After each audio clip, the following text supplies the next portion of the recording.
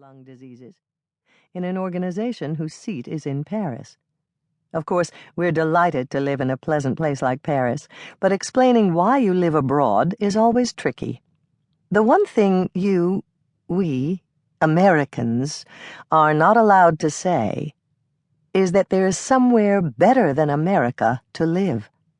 This is an unspeakable apostasy, even though anyone who has lived in one of the better places knows it's true. I'm not speaking of morally better, not speaking about virtue, but about livability in the sense that American magazines track the best places from the points of view of public transport, crime, museums, and hospitals and schools and so on.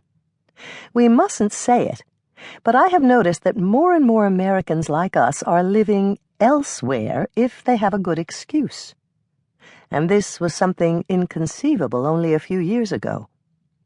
Then you got hardship pay for living elsewhere. In my case, living abroad was by accident, John's job. Yet I became aware that he and I were inadvertently part of a historical trend. Americans didn't stop moving once they got to the West Coast, but have moved on, sometimes up to Alaska, sometimes back to roots in the Old World, recapturing the vanished days. More than 50,000 Americans live in Paris alone. We'd arrived in Saint-Pantaleon in September. We were in the south of France. Was this called the Lot, the Luberon?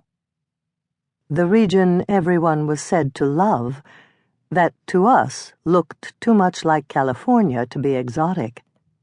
Even the fire-blighted fields were familiar. The driveway was long, lined with stiff, narrow trees like the Corot painting I remembered on the cover of my second-grade reader. With Venus de Milo on the crayon box, our distant European connections were always before American children. No invocations of Mexico or Cairo back then, except on the packages of Camel cigarettes our mothers smoked. At the end of the driveway was a gravel turnaround, and beyond that, open gates into a courtyard. At the opposite side of the courtyard, a large house, in what in California we would call the Spanish style, with a tile roof and a vine-covered stucco wall. Several cars were parked at the edges of the turnaround, and a man stood at the gate, hands in his pockets, smiling at us in a welcoming way, then strolling toward us. It was easy to guess he was one of the generals Simone and Stuart were sharing the house with. He was not wearing a uniform, but his close haircut, the compact fitness of his erect though rather short figure, and the starched perfection of his shirt, as if he traveled with a Batman, revealed his identity all the same. "You must be Simone's visitors," he said to us, opening the car door for me. "Bill Baum." His charm was palpable even in these few words, a handsome, smiling man, whose air of authority left no doubt that I would be getting out of the car as his gesture required. We introduced ourselves to General Baum, and embraced Simone, who came flying out of the house. The two men carried into the kitchen 2 cases of wine we had brought, and I followed with a flat of vegetables from a roadside stand that had remained somehow unburned in a swath of singed shrubbery. In the kitchen we met Mrs. Baum, Cynthia, wearing a scarf over her hair, cooking something that smelled delicious. She waved her wooden spoon at us with a conspiratorial, welcoming grin, the complicity and sociability of cooks.